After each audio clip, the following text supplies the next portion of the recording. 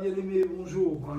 Heureux de nous retrouver ce matin ensemble sous le regard du Seigneur et de partager ce moment ensemble. Alors, vous m'excuserez, j'ai encore eu quelques petits soucis avec mon téléphone, je ne sais pas pourquoi exactement, mais bon, là, il me semble que ça va mieux.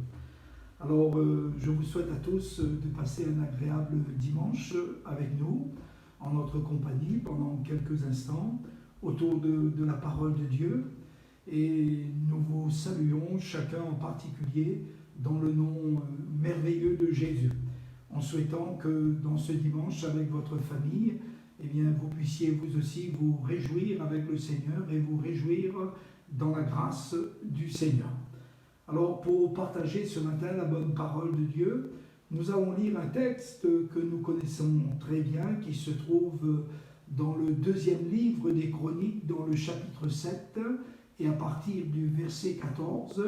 Et je crois que ce matin, ce court message que nous partagerons ensemble nous fera beaucoup de bien les uns et les autres. Alors, si vous désirez suivre la lecture avec nous ce matin, cela se trouve dans le deuxième livre des Chroniques, dans le chapitre 7, et à partir du verset 14. Voilà, je fais la lecture pour chacun de vous. C'est un texte de la parole de Dieu avec lequel on est habitué, mais je crois que ce matin, eh bien, le Seigneur, il peut renouveler sa grâce dans nos cœurs et nous permettre les uns et les autres de partager ce moment ensemble.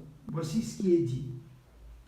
Si mon peuple sur qui est invoqué mon nom s'humilie, prie et cherche ma face, et s'il se détourne de ses mauvaises voies, je l'exaucerai des cieux, je lui pardonnerai son péché et je guérirai son pays.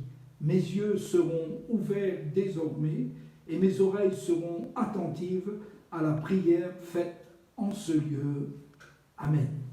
Voilà, je vous invite maintenant, bien-aimés, à prier quelques instants le Seigneur avec moi, afin que Dieu nous bénisse, au travers de ce temps de partage. Notre Père qui est dans le ciel, nous voulons te bénir ce matin pour ce partage que nous pouvons avoir avec nos frères et nos sœurs et avec tous ceux et toutes celles qui seront connectés, Seigneur. Et nous voulons te prier de parler à notre cœur et de nous bénir tout particulièrement les uns et les autres. Fais-nous du bien ensemble, dans le nom puissant de Jésus. Amen. Amen. Voilà, bien-aimés, tout d'abord, qu'est-ce que nous pouvons dire au sujet de ce texte que nous venons de lire? Nous pouvons dire que Dieu est un Dieu d'alliance et que notre Dieu est un Dieu aussi de temps. Il est le Dieu d'alliance et il est aussi le Dieu du temps. Et dans l'alliance que Dieu a faite avec Israël, avec Abraham, avec Isaac, avec Jacob, et qu'il a perpétué avec leurs descendants, et maintenant avec tous ceux et avec toutes celles qui ont cru et accepté Jésus dans leur cœur comme leur Seigneur et leur Sauveur personnel, voici ce que Dieu dit. Dieu dit, « Vous serez mon peuple et je serai votre Dieu ». Dans le livre de Jérémie, dans le chapitre 30 et au verset 22, cela est souligné. Il est souligné également dans Jérémie au chapitre 32 et au verset 38. Et il y a une autre forme où Dieu dit, « Je serai votre Dieu et vous serez mon peuple ». Mais dans les deux paroles que Dieu adresse à son peuple, dans ces deux formes eh bien, de l'alliance que Dieu fait avec son peuple, c'est le Seigneur et son peuple qui s'engagent. Et pour qu'une alliance soit contractée, il faut que les deux parties s'engagent.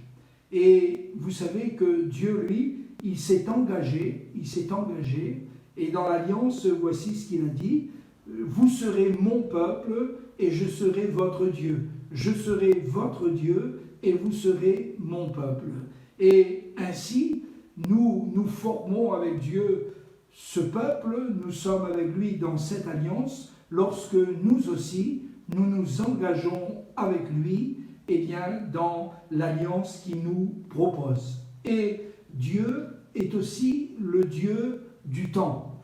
Vous savez que la Bible dit, et c'est dans le livre de l'Ecclésiaste que nous découvrons ceci, Dieu dit qu'il fait toutes choses belles en son temps.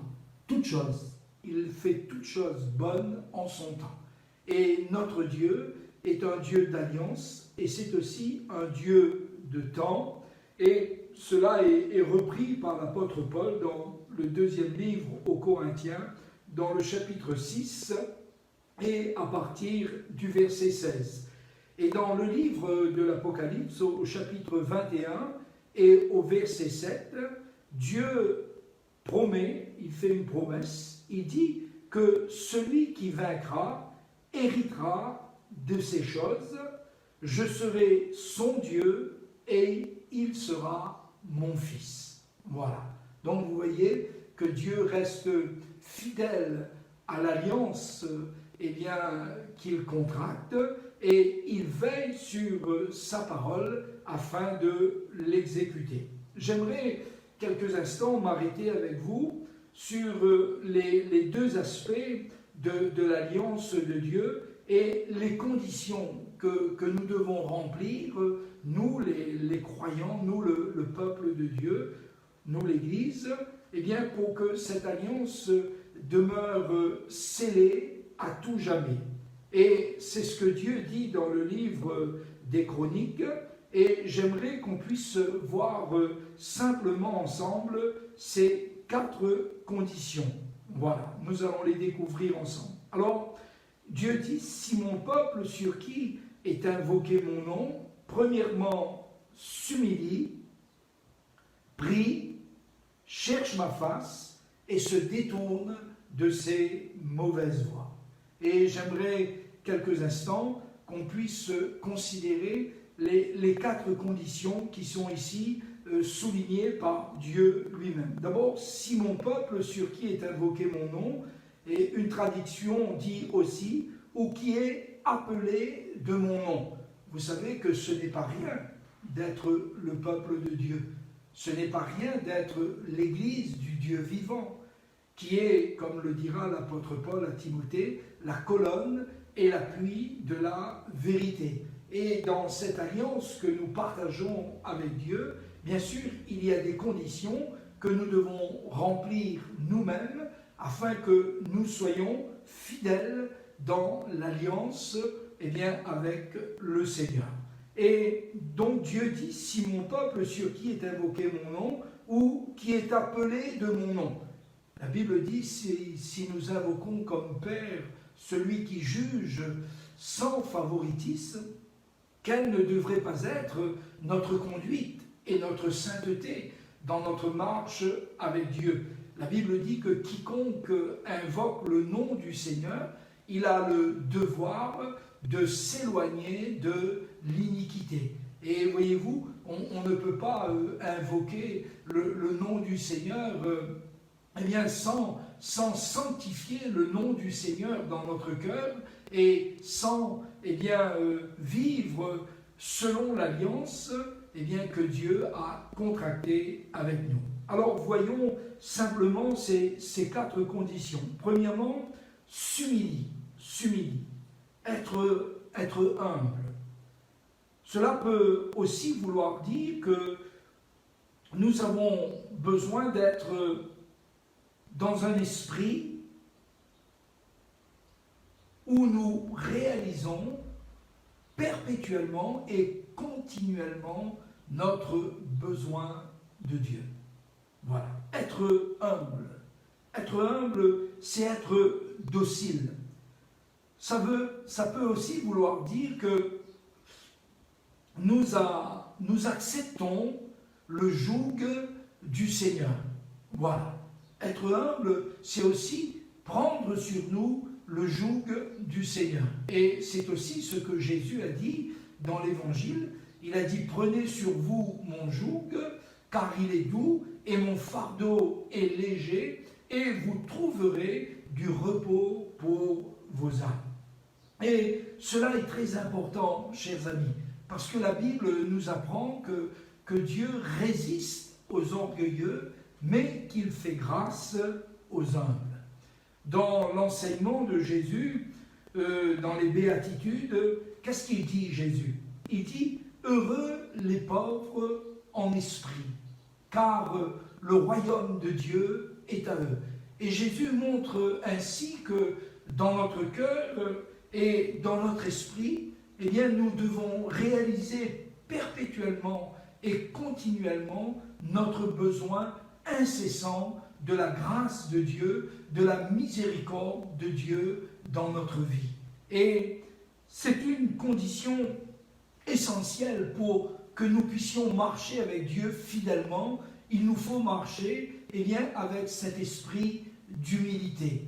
La Bible dit, et c'est le prophète qui l'a dit, « On t'a fait connaître, ô homme, ce qui est bien, ce que l'Éternel, ton Dieu, demande de toi, c'est que tu pratiques la justice, que tu aimes la miséricorde et que tu marches humblement avec l'Éternel, ton Dieu. » Ainsi, nous voyons que cette condition et cette humilité, elle doit demeurer continuellement dans notre cœur. Jésus était aussi un exemple parfait de cette humilité. Comment? En se soumettant à la volonté de Dieu, en se soumettant lui-même à Dieu son Père. Quoiqu'il était l'égal de Dieu, nous dit la Bible, il s'est humilié et il s'est rendu obéissant jusqu'à la mort, et la Bible dit jusqu'à la mort infâme de la croix. Voyez-vous, mes frères et mes sœurs, c'est une condition qui est essentielle pour chacun d'entre nous pour demeurer dans l'alliance de notre Dieu, être humble de cœur, être accepté, être sous l'autorité de Dieu, accepter son joug, accepter sa volonté dans notre vie. C'est la première condition qui est soulignée ici par Dieu. Deuxièmement, le Seigneur dit « s'il prie ». Cela veut dire que prier ici, c'est agir en médiateur. C'est intervenir, c'est intercéder. Et ça aussi, c'est important pour nous, les croyants, que nous restions tout au long de notre vie dans cet esprit de prière. Jésus dit que nous devons veiller à cela, et c'est l'apôtre Paul qui le dit dans l'épître aux Éphésiens, que nous devons veiller à cela avec une entière persévérance. Voyez-vous, l'humilité, accepter le joug de Jésus, être humble d'esprit, va nous permettre aussi de vivre dans la dépendance de Dieu, et surtout dans la dépendance de Dieu au travers de la prière. Et ici, c'est plus que faire une prière, c'est agir véritablement en médiateur, c'est intervenir, c'est intercéder. Et c'est aussi le rôle du peuple de Dieu que de prier, que d'être lui aussi dans ce rôle de médiateur, d'être lui aussi dans ce rôle d'intercesseur. Et c'est ainsi que nous demeurons dans l'alliance de notre Dieu et que nous demeurons malléables entre les mains du Seigneur. Alors, si mon peuple sur qui est invoqué mon nom s'humilie, prie. Et Jésus a dit que la maison de Dieu, qui est aussi l'Église, c'est aussi le peuple de Dieu, doit être une maison de prière. Et la Bible nous apprend que dans le livre des Actes, constamment, quotidiennement, l'Église se réunissait, quelquefois dans les maisons ou dans quelques lieux qu'ils avaient choisis d'avance. Ils se réunissaient et dans ces réunions d'Église, on retrouvait l'aspect important de la prière. C'était des gens qui qui aimait se tenir devant Dieu et qui aimait prier, qui aimait intercéder, qui aimait être là dans un rôle de médiateur et qui priait tout particulièrement pour que le Seigneur étende ses mains, pour qu'il fasse des signes, pour qu'il fasse des prodiges, pour qu'il fasse des miracles. Et c'était ce qu'ils demandaient constamment dans leur prière. Et Jésus lui-même, il a dit, « Ma maison sera appelée une maison de prière. » Ma maison sera appelée une maison de prière. Et c'est pourquoi Dieu dit, mais si mon peuple sur qui est invoqué mon nom s'humilie, prie. Et nous sommes appelés à remplir ce ministère dans la prière. J'aimerais lire dans la parole de Dieu, dans l'évangile de Matthieu, cette traduction. Voici ce qui est dit dans le chapitre 7 et au verset 7 du livre de Matthieu. « N'ayez de cesse de demander et l'on vous donnera. Cherchez sans cesse et vous trouverez. Frappez continuellement et l'on vous ouvrira la porte. Car quiconque demande reçoit, celui qui cherche trouve, et l'on ouvre à celui qui frappe. » Et regardez ici de quelle manière cela est dit. N'ayez de cesse, de demander et l'on vous donnera. Cherchez sans cesse. Et prier, c'est cela. Prier, ce n'est pas seulement avoir un moment de prière. Cela est très bien. Ce n'est pas seulement avoir un temps de prière comme nous l'avions avant et comme nous espérons l'avoir bientôt après le déconfinement, où nous nous réunissons ensemble. C'est aussi cela. Mais c'est être habité par un esprit de prière. C'est constamment être en train de demander. C'est constamment en train d'être en train de chercher. C'est constamment en train de frapper à la porte. Voilà ce dont il est question ici. Et c'est plus qu'un moment, c'est plus qu'un temps, c'est un véritable désir de notre âme. On pourrait presque dire que c'est une soif perpétuelle de notre cœur, de nous tenir devant Dieu dans la prière. Parce que nous savons quels sont les bénéfices de la prière. Nous savons quelle est l'importance d'une vie de prière. Et tous les hommes de Dieu, et particulièrement l'Église primitive, avaient véritablement une vie de prière. Ils avaient compris que la prière était quelque chose d'essentiel pour la vie de l'Église, pour que le Seigneur étende ses mains et qu'il se fasse dans le nom de Jésus des signes, des prodiges et des miracles. Et j'espère que vous avez racheté le temps dans ce confinement et que vous aussi, vous vous êtes adonné à la prière et vous avez profité de ces moments, de ce confinement pour prier et pour vous perfectionner aussi dans la prière, pour rétablir dans votre vie cet autel de la prière par laquelle Dieu nous exauce et par laquelle Dieu nous bénit. Ensuite, le Seigneur dit, si il cherche ma face. Alors, ici, il y a quelque chose d'important, quelque chose de précis. Il ne s'agit pas pour nous de chercher une bénédiction, mais il s'agit pour nous de chercher la face du Seigneur. C'est-à-dire de chercher son cœur. C'est l'habitude aussi qu'avait Jésus, n'est-ce pas? Et nous voyons que par le moyen de la prière, Jésus avait l'habitude de s'isoler très tôt le matin ou très tard le soir, quelquefois après toutes les activités de la journée. Il se retirait, il se mettait à part, et là, il était vraiment dans cette recherche de la face de son Père. Et il ne s'agit pas ici de chercher une bénédiction. Vous savez, nous ne devons pas vivre seulement en recherchant la bénédiction, mais nous devons surtout vivre en cherchant la face du Seigneur, en cherchant le cœur du Seigneur.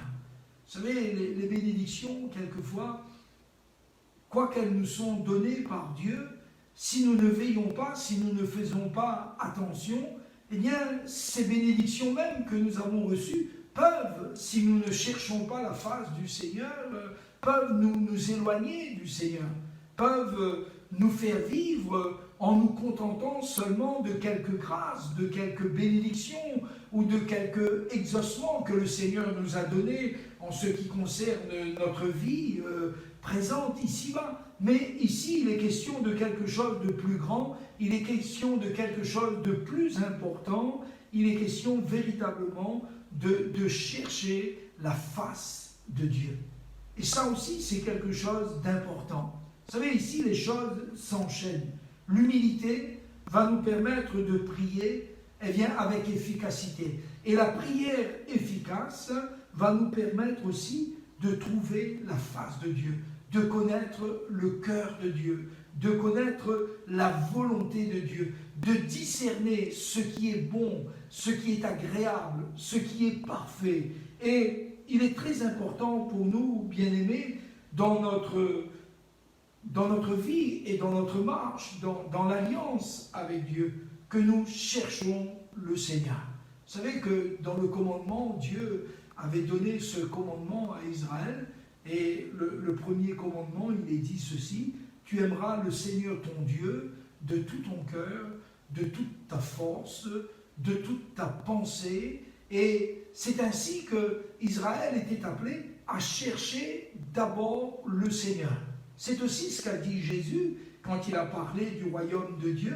Il a dit: cherchez premièrement le royaume de Dieu, cherchez premièrement le règne de Dieu, et voici, toutes choses vous seront données en plus. Et nous sommes appelés à chercher la face de Dieu. L'apôtre Paul dit dans Romains au chapitre 12, il dit: mais je vous exhorte donc, frères, par les compassions de Dieu, à offrir vos corps comme un sacrifice vivant, saint et agréable, ce qui sera de votre part un culte raisonnable. Ne vous conformez pas au siècle présent, mais soyez transformés par le renouvellement de l'intelligence, afin que vous discerniez quelle est la volonté de Dieu, ce qui est bon, ce qui est agréable et ce qui est parfait.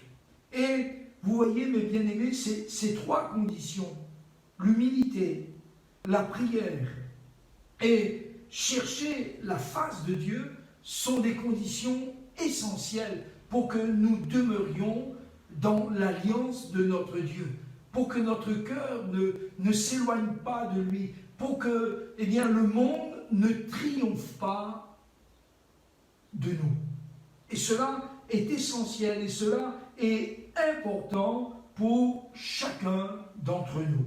Être humble, avoir cette conscience de notre besoin de Dieu, de sa grâce, de sa miséricorde et de sa bonté tout au long de notre vie.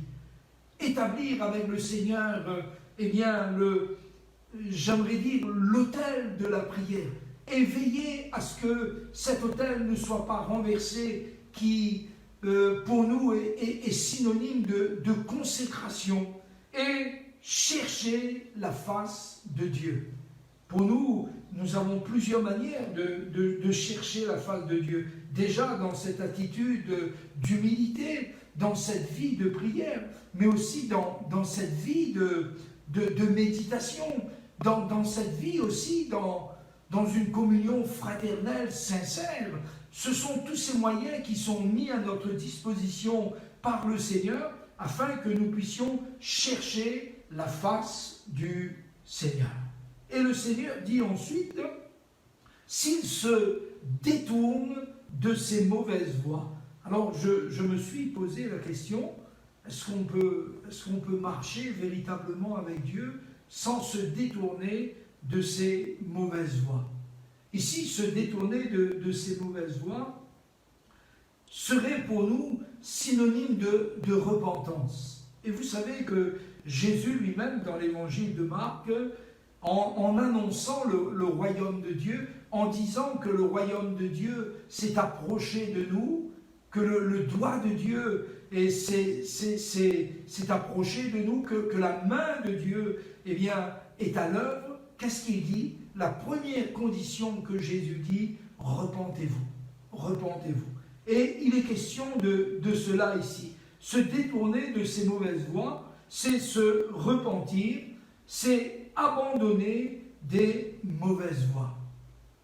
Et nous remarquons, hélas, et nous en parlons quelquefois avec tristesse et aussi avec larmes, que ceux qui marchent avec Dieu, sans se détourner de ces mauvaises voies, finissent par être vaincus par leurs péchés. Vous savez, Dieu est un Dieu de patience. Il dira, je lui ai donné du temps pour se repentir, mais elle ne l'a pas voulu. Parlant d'une situation qui était propre à une église et d'un état d'esprit qui s'était retrouvé au milieu d'elle. Et qu'est-ce que nous découvrons? Nous découvrons que Dieu est lent à la colère. Nous découvrons que Dieu est riche en bonté. Nous découvrons que Dieu ne conteste pas toujours. Mais ce qu'il veut, ce n'est pas que le méchant meure, mais qu'il se repente et qu'il soit sauvé. Et mes bien-aimés, nous ne pouvons pas marcher avec Dieu sans nous détourner des mauvaises voies. Et hélas, nous pourrions nous rappeler aujourd'hui encore quelques exemples qui nous ont causé de grande tristesse et de grande douleur. Parce que ceux qui étaient là et ceux qui ont voulu marcher avec Dieu ne l'ont pas fait en se détournant des mauvaises voies. Cela nous parle de sanctification. Cela nous parle de progrès. Cela nous parle d'abandon. Cela nous parle de rechercher ce qui est agréable, ce qui est bon, ce qui est parfait dans notre marche avec le Seigneur. Se détourner de ces mauvaises voies, c'est restaurer. C'est restaurer. Vous voyez, il y a des choses qui ont besoin d'être restaurées. Et parfois, c'est une relation saine qui a besoin d'être restaurée. Parce que en laissant certaines choses s'installer dans nos relations fraternelles, nous finirons par arriver à des extrêmes et à des situations qui ne vont pas glorifier le Seigneur. Et se détourner des mauvaises voies, c'est aussi réparer les choses. C'est aussi réparer les choses. Parce que si nous ne réparons pas les brèches, comme le dit la parole de Dieu, de plus en plus, la fissure se fera. La fissure se fera. Et il faut avoir pour cela une bonne volonté. Et la repentance, la restauration est aussi synonyme d'une bonne volonté pour ceux et celles qui veulent se détourner de tout ce qui ne glorifie pas le Seigneur. Et venir dans la communion fraternelle, dire qu'on est chrétien sans restaurer, sans se détourner des mauvaises voies, cela n'est pas possible. Cela est impossible. Et nous avons besoin aussi de vivre dans un esprit de repentance. Quand nous avons fait des erreurs, quand nous avons péché, quand nous nous sommes égarés, voyez, mes amis, par la grâce de Dieu, nous pouvons revenir. Nous pouvons revenir de tout notre cœur. Et souvent, on se rend compte que dans la parole de Dieu, Dieu a appelé son peuple à revenir. Combien de fois Dieu a appelé Israël à revenir? Mais Israël n'est pas revenu. Et il n'a pas voulu se détourner des mauvaises voies. Vous savez, il y a des choses, si nous ne revenons pas, si nous ne restaurons pas, si nous n'amenons pas un rafraîchissement dans des choses qui n'ont pas été correctes et droites devant le Seigneur, toute notre vie, ce sera une brèche ouverte. Et toute notre vie, l'ennemi, profitera de cette brèche pour faire la guerre à notre âme et pour nous amener dans des attitudes qui n'est pas à la gloire de Dieu. Donc le Seigneur dit, mais si mon peuple sur qui est invoqué mon nom s'humilie, prie, cherche ma face et se détourne de ses mauvaises voies. Vous savez, souvenez-vous du roi David. Quand il avait péché contre Dieu, que s'est-il passé? Au début, il a voulu trouver une solution au mal qui avait été commis. Il avait essayé de chercher une porte de sortie pour son péché, mais il n'a fait que s'enfoncer de plus en plus, jusqu'à ce qu'il reconnaisse son péché et jusqu'à ce qu'il se détourne de cette mauvaise voie. Voilà ce que le Seigneur nous apprend dans sa parole. Voilà comment le Seigneur lui-même, il prend plaisir à nous lorsque nous revenons de tout notre cœur. Lorsque nous ne restons pas dans une mauvaise mentalité, lorsque nous ne restons pas dans une mauvaise attitude, lorsque nous ne restons pas dans un mauvais comportement, lorsque nous ne restons pas sur nos raisons, sur ce qui nous semble important dans notre vie, mais lorsque nous sommes prêts à nous humilier sous la puissante main de Dieu et à rétablir avec Dieu notre vie de prière et à nous détourner de tout ce qui n'est pas à la gloire de Dieu, c'est là, mes amis, que nous pouvons rester, que nous pouvons demeurer dans l'alliance de notre Dieu. S'il y a 3 choses que le peuple de Dieu doit faire: s'humilier, prier, se détourner de ses mauvaises voies, chercher la face de Dieu, il y en a 4. Il y a 3 choses que Dieu s'engage lui aussi à faire. La première est celle-ci: je l'exaucerai des cieux. Et là, le Seigneur montre qu'il va ouvrir les écluses des cieux. Il va ouvrir les écluses des cieux. Le Seigneur dit: je l'exaucerai des cieux. Ça veut dire que je lui donnerai ma pleine bénédiction. J'exaucerai sa prière. Je comblerai le désir de son cœur.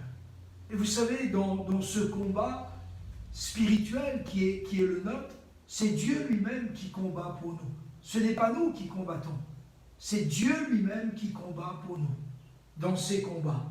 Et le Seigneur dit ici que si le peuple est avec lui, avec ce cœur humble, ce cœur qui prie, ce cœur qui cherche, ce cœur qui se détourne, lui, le Seigneur, il exaucera son peuple du haut des cieux.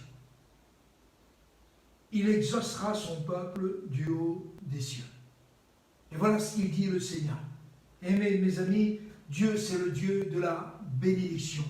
Dès que Dieu appelle Abraham, il dit: Abraham, je te bénirai, et je bénirai ta postérité, et toutes les familles de la terre seront bénies en ton nom. Et lorsque nous vivons dans cette condition de cœur, lorsque nous vivons comme Dieu veut que nous vivions, qu'est-ce que nous réalisons? Nous réalisons que nous sommes des sujets de bénédiction. Nous réalisons que nous sommes des sujets d'encouragement. Nous réalisons que le Seigneur se sert de nous. Il nous exauce et nous sommes pour nos semblables, nous sommes pour ceux qui nous entourent, des sujets de bénédiction. Je l'exaucerai, dit le Seigneur, je l'exaucerai. Et Dieu dit ensuite: je lui pardonnerai son péché. Je lui pardonnerai. Vous savez, Dieu, c'est le Dieu du pardon. Et parfois, le pardon de Dieu nous étonne. Le Seigneur dit: mais je fais miséricorde à qui je fais miséricorde. Je fais grâce à qui je fais grâce. Et vous voyez à la croix, lorsque Jésus a donné sa vie pour nous, il nous montre que le désir de Dieu, c'est de pardonner. Dieu dit: je lui pardonnerai son péché. Donc Dieu, c'est le Dieu qui est prêt à pardonner. C'est le Dieu qui est prêt à aimer de nouveau. C'est le Dieu qui est prêt à restaurer. C'est le Dieu qui est prêt à s'engager et à visiter puissamment ceux et celles qui se confient en lui. Je lui pardonnerai son péché. Et l'alliance que Dieu traite avec nous est une alliance de pardon. Vous savez que ce pardon, il est essentiel dans notre vie. Jésus nous dit quelque chose qui pourrait complémenter ce qui est dit ici dans le livre des Chroniques, quand Jésus enseigne la prière du Notre Père en Matthieu au chapitre 6 et au verset 9. Jésus dit dans la prière, « Pardonne-nous nos offenses, comme nous savons pardonner à ceux qui nous ont offensés. » Vous savez, c'est ça l'essentiel de notre vie. Si nous voulons être pardonnés, nous devons pardonner. Et le pardon est quelque chose d'essentiel dans notre vie. Il est quelque chose qui va nous libérer nous-mêmes. Quand les hommes ne pardonnent pas, ils sont obligés de prendre la fuite, voyez-vous. Quand les gens ne pardonnent pas, ils sont obligés de trouver des portes de sortie. Ils sont obligés de trouver des prétextes pour justifier les actions qui ne sont pas louables et qu'ils font, ou les chemins de traverse qu'ils prennent. Pourquoi? Parce qu'il n'y a pas de pardon. Et quand il n'y a pas de pardon, il n'y a pas de restauration. Quand il n'y a pas de pardon, il n'y a pas de guérison. Et quand Dieu dit « je pardonnerai son péché », bien évidemment, l'esprit humble, l'esprit de prière, chercher la face de Dieu, se détourner des mauvaises voies, va nous donner un cœur selon Dieu. Et ce cœur selon Dieu, c'est un cœur qui pardonne. Combien de fois, dira le disciple à Jésus, devrais-je pardonner à mon frère? Eh bien, Jésus dira jusqu'à 70 fois 7 fois. Jusqu'à 70 fois 7 fois, tu pardonneras à ton frère. Et notre vie d'enfant de Dieu est une vie de pardon. Si nous ne pardonnons pas, nous ne pouvons pas vivre ensemble. Si nous ne pardonnons pas, nous ne pouvons pas découvrir le plan de Dieu pour notre vie. Nous serons obligés de prendre la fuite, d'aller ça et là, de fuir. Et notre vie chrétienne sera une fuite perpétuelle en avant, alors que notre vie, eh bien, elle est appelée à être une vie à la gloire de Dieu, où le pardon, eh bien, nous est accordé. Certaines personnes ne comprennent pas combien Dieu pardonne. Ils ne réalisent pas quelle est la grandeur du pardon de Dieu. Mais la Bible nous apprend que notre Dieu est un Dieu de pardon. Oh, détournons-nous des mauvaises voies et exerçons aussi le pardon afin que le Seigneur aussi nous pardonne. Il est dit, si nous ne pardonnons pas aux hommes, eh bien le Seigneur notre Dieu ne nous pardonnera pas non plus nos offenses. Ça veut dire que si nous ne vivons pas dans le pardon de Dieu, le ciel nous est fermé. Si nous n'avons pas part eh bien, à ce pardon, le ciel nous est fermé. Vivons dans le pardon, bien-aimés. Et le Seigneur dit ensuite, je guérirai son pays. N'est-ce pas extraordinaire? Je guérirai son pays. Et le Seigneur nous apprend ici quelque chose d'extraordinaire. Il nous apprend qu'il est le Dieu qui peut guérir le pays. Il est le Dieu qui peut guérir le pays. Et notre pays a besoin de guérison, notre nation a besoin de guérison. Oh, pas seulement avec ce fléau qui frappe la terre, certes, aussi cela, mais une guérison ici, c'est l'image d'une restauration, c'est l'image d'un cœur qui revient à Dieu, d'une nation qui revient à la crainte de Dieu. Et il est important pour nous de réaliser cela, que Dieu est aussi le Dieu qui guérit le pays. Alors, je l'exaucerai les cieux, je lui pardonnerai son péché, je guérirai son pays. On pourrait dire que c'est un réveil. C'est un réveil. C'est un réveil que Dieu veut accorder. C'est un réveil que Dieu veut envoyer au milieu de son peuple. Et quant à moi, je suis persuadé, et avec vous aussi, je réfléchis et je dis que la solution pour notre monde aujourd'hui, c'est vraiment un réveil qui doit commencer par la maison de Dieu, qui doit commencer par le peuple de Dieu, qui doit commencer au milieu de la maison de Dieu. Et dans l'alliance que Dieu a traitée avec son peuple, qu'il a traité avec nous, je crois que Dieu a les meilleures intentions. Dieu a les meilleures intentions. Et même dans ces temps particuliers que nous vivons, j'aimerais vous dire, bien-aimés, que Dieu a les meilleures intentions. Il a les meilleures intentions pour l'Église. Il a les meilleures intentions pour le salut d'un plus grand nombre. Il a les meilleures intentions pour donner un avenir et de l'espérance à son peuple, à son troupeau, à son Église. Et Dieu dit, désormais, mes yeux seront ouverts et mes oreilles attentives. Le Seigneur montre ici qu'il est le Dieu qui va s'engager encore d'une manière plus attentionnée envers son peuple. J'ai désormais, mes yeux seront ouverts et mes oreilles attentives. Comme si le Seigneur montrait qu'il était disposé à regarder avec précision et à répondre avec efficacité à tout ce peuple qui crie à lui, à tout ce peuple qui vient à lui.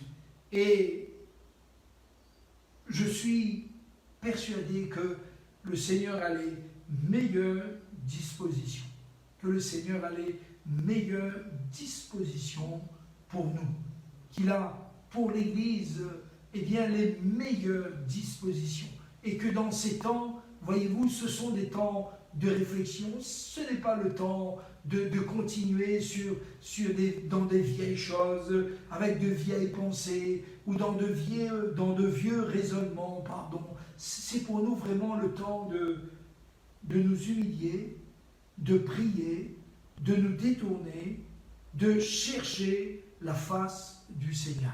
Et c'est dans ces temps comme ceci que Dieu est en mesure de montrer l'avenir et l'espérance qu'il a. Vous savez, c'est quand Israël était au bout de lui-même, c'est quand ce peuple était devant les plus grandes difficultés que Dieu se révélait à eux comme étant le Dieu tout-puissant. Quand ils ont été devant la mer Rouge, Dieu s'est révélé à eux comme étant le Dieu tout-puissant. Quand ils étaient dans le désert, Dieu s'est révélé à eux comme étant le Dieu tout-puissant.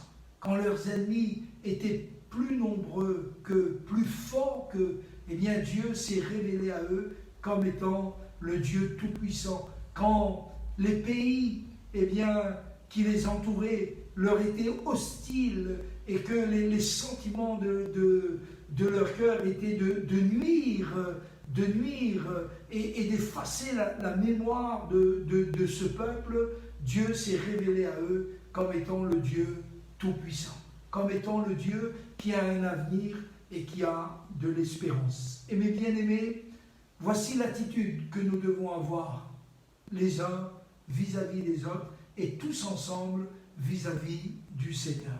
Être humble de cœur,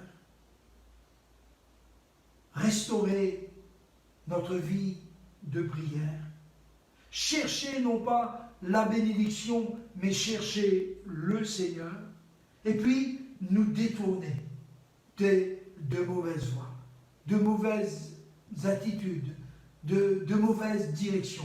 Il faut revenir de tout notre cœur. Et nous verrons encore notre Dieu faire au milieu de nous des signes, des prodiges, des miracles. Je l'exaucerai des cieux, je lui pardonnerai son péché, je le guérirai, et nous pouvons dire que nous verrons le réveil au milieu de nous. Et dans ces temps qui sont particuliers, dans ces temps qui sont des temps, incertains, je crois que Dieu Dieu veut s'engager d'une manière merveilleuse. Et il me semble entendre cette parole du Seigneur: Sentinelle, que dis-tu? Certes, la nuit vient, et nous le savons, mais le jour vient aussi. Le jour vient aussi. Et c'est à nous de racheter ce temps, c'est à nous de nous engager, c'est à nous de chercher la face du Seigneur, et nous verrons notre Dieu pleinement nous bénir dans ces temps-ci. Prions ensemble quelques instants, chers amis, et demandons à Dieu de nous bénir ensemble les uns les autres. Nous voulons te remercier, Seigneur, et nous voulons te bénir pour ce temps que nous avons partagé ensemble dans le nom merveilleux de Jésus. Nous voulons te prier pour nos frères, pour nos sœurs. Nous voulons te prier pour que nos cœurs restent humbles devant toi. Nous voulons te prier pour que notre vie de prière de plus en plus soit restaurée et que de plus en plus, par le moyen de la prière, nous découvrons ce qui est bon, ce qui est agréable, ce qui est parfait. Seigneur, nous voulons aussi te prier pour que nous puissions connaître quelle est ta volonté, Seigneur. Nous voulons la rechercher comme tu nous l'as enseigné, que ton nom soit sanctifié, que ton règne vienne, que ta volonté soit faite. Seigneur, nous voulons te bénir pour toutes ces choses et nous voulons te louer. Nous voulons encore te prier pour que tu bénisses l'Église, Seigneur, pour que tu bénisses ton peuple, pour que tu bénisses nos frères, nos sœurs et que tu les soutiennes dans la foi. Seigneur, apprends-nous ces choses et montre-nous la voie que nous devons suivre. Bénis tous ceux et toutes celles qui sont malades, Seigneur, là, maintenant. Exauce notre prière. Guéris-les aussi, Seigneur, dans le nom puissant de Jésus. Amen. Gloire à Dieu. Voilà, bien-aimés, nous arrivons à la fin de ce temps de partage. J'aimerais vous faire quelques annonces. D'abord, encore m'excuser. Là, dans cet enregistrement, voilà, je n'étais pas très à l'aise parce que tout simplement, j'ai eu quelques complications de connexion et j'espère que vous avez pu suivre ce direct. Moi-même, je ne le vois pas parce que j'ai dû retourner mon téléphone. Donc, la semaine prochaine, nous continuons ce temps que nous avons ensemble, le lundi, le mardi, le mercredi, le jeudi et le vendredi. Et dimanche prochain, à nouveau, nous aurons ensemble notre culte dans ce dimanche prochain. Demain, nous devons nous rencontrer avec quelques frères, quelques pasteurs de l'Église responsables, et pour prendre des décisions sur les déconfinements. Vous savez que le déconfinement commencera pour nous d'une manière progressive au mois de juin, et c'est là que nous allons voir quelles sont les conditions qui vont nous permettre de nous réunir à nouveau dans nos lieux de culte. Pour l'instant, nous attendons, et je vous demande de prier pour nous dans cette réunion que nous aurons, et nous vous donnerons de plus amples renseignements tout au long de la semaine prochaine. Nous pensons bien évidemment à partir de lundi avoir aussi et mettre en place un programme de visite, si cela est possible, et de permanence à l'Église. Nous vous tiendrons au courant de tout cela. En tout cas, priez pour nous. Quant à moi, je vous dis à bientôt. Je vous souhaite de passer un bon dimanche et je vous dis à bientôt sous le regard du Seigneur. Que Dieu vous bénisse et que sa paix soit dans votre cœur.